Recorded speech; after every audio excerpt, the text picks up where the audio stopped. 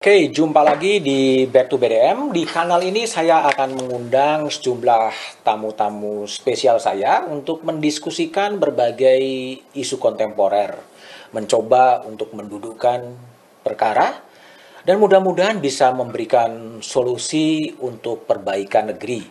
Kali ini saya akan akan ngobrol dengan seorang advokat yang selalu berteriak-teriak ketika keadilan tercederai, ketika korupsi sedang merajalela, ketika hak asasi manusia kemudian diabaikan. Siapa orang itu? Adalah Saur Siagian. Gimana kabar, Bang? Alhamdulillah sehat. Sehat Mas ya? Budiman. Oke. Luar biasa. Saur ini menarik ya. Saur ini menarik ketika Menko Polhukam Mahfud MD datang ke Komisi 3 DPR.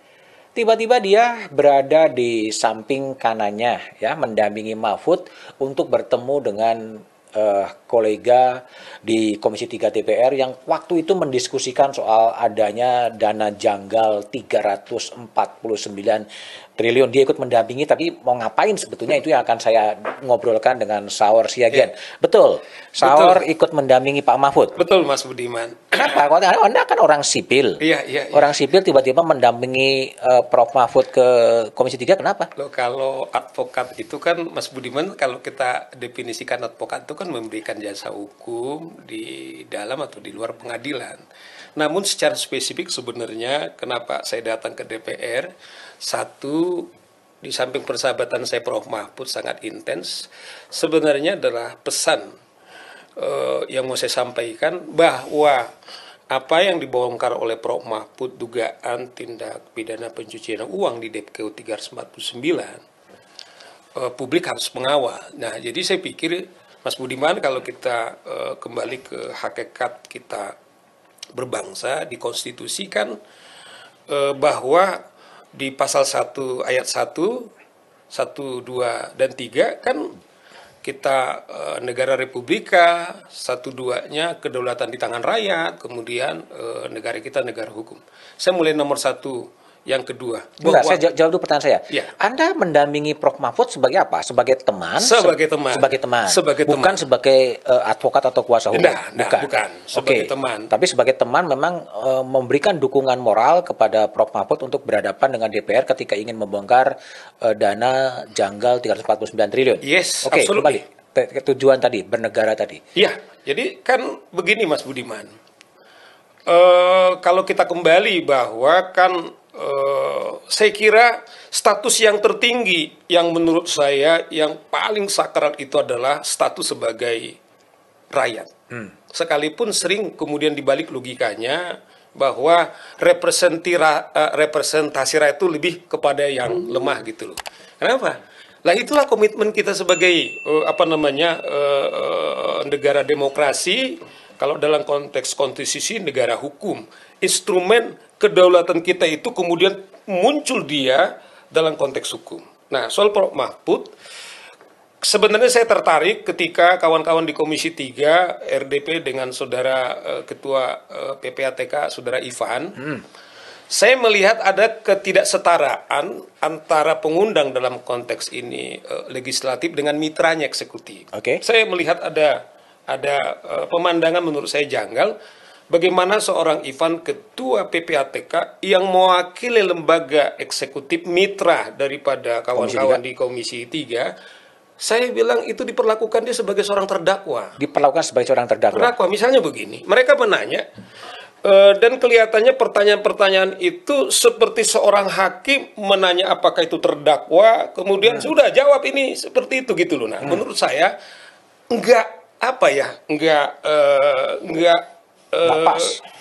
pas menurut saya. Jadi saya kemudian diwawancarai oleh salah satu media, saya bilang apa yang dilakukan oleh kawan-kawan di Komisi 3 ini menurut saya bukan mencerminkan satu kesetaraan atau mitra, atau kalau Prof. Mahfud mengatakan pada saat itu adalah seperti kami diperlakukan seperti bawahan, malah saya bilang lebih rendah dari itu, diperlakukan sebagai seorang terdakwa. Nah, jadi waktu itu sebelum dia atau Prof. Mahfud, kemudian RDP, kemudian kita apa namanya, sempat diskusi, ada Kabar Eskrim, ada Ivan, dan kemudian nggak berapa lama Johan Budi masuk.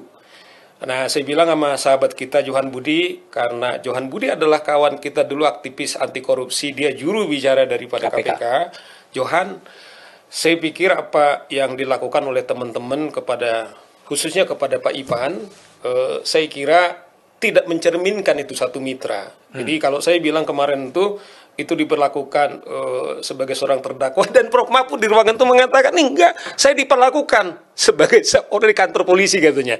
Nah, itulah waktu kemudian dengar pendapat terjadi, kemudian Pak Mahfud kemudian mengkut seperti dilakukan di kepolisian. Nah, menurut saya Mas Budiman, saya kira memang pernah kawan-kawan di DPR dalam Orde Baru disebut sebagai lembaga stempel, kemudian wewenang mereka kemudian diperbesar, tetapi mereka juga harus belajar juga, jangan sampai wewenang yang mereka miliki kemudian jadi malah kesannya itu arogan, karena itu sudah berkali-kali sering terjadi, mereka mengundang tamunya, bahkan sering diancam-ancam keluar atau dikeluarkan.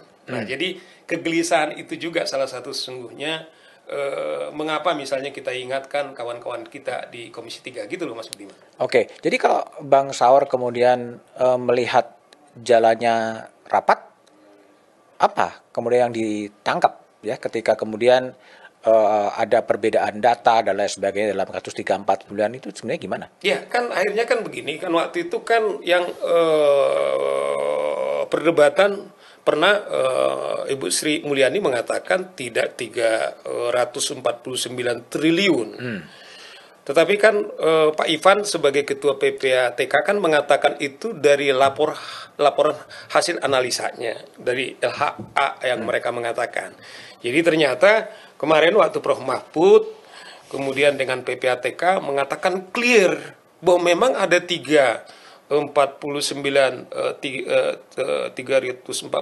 triliun yang diduga pencucian uang dengan 3 kategorisasi, ada menyangkut yaitu karyawan-karyawan Menkeu, ada juga di Bea Cukai, yang kedua ada juga di Dirjen Pajak. Nah, jadi yang kita apresiasi Prof Mahfud mengatakan selain dari data yang saya katakan hari ini, kalau ada data lain itu pasti palsu. Pak, saya kira itu juga kemudian kawan-kawan di Komisi 3 mengatakan clear bahwa angka itu datang dari PPATK, tidak akan mungkin berbeda dari situ. Nah, ternyata kan cara kawan-kawan di DPKU membaca data yang diberikan oleh PPATK, kalau analoginya itu misalnya Pak Mahfud mengatakan kalau ibarat pohon apel, jadi ada cabang-cabangnya, di cabang-cabang itu juga hanya satu. Misalnya lah, katakanlah di karyawan DPKU itu hanya 3,5 triliun. Nah, dia bilang kan memang ada 3,5 triliun menyangkut karyawan, tetapi perusahaan cantang yang dimiliki, kemudian anak-anaknya ini, itu kurang lebih 35 triliun. Nah, yang Ibu Sri Mulyani kan hanya mengatakan 3 karena itu menyangkut karyawan Departemen Keuangan. Tetapi nature daripada kejahatan pencucian uang itu, kan dia itu berkelompok gerombolan kan, supaya bisa ditutupi kan. Ini dia mengalir ke perusahaan apa atau memakai siapa, sehingga kemudian PPATK mengatakan bahwa menyangkut yaitu staf daripada Menkeu yang sekitar 430 sekian orang itu adalah sekitar 38 triliun itu, Mas Budiman. Jadi clear. Jadi DPKU juga sudah mengaku itu clear. Nah, ini yang saya kira kita mengapresiasi Prof Mahfud bagaimana ketegasan beliau untuk mengungkap ini gitu loh Mas Budiman.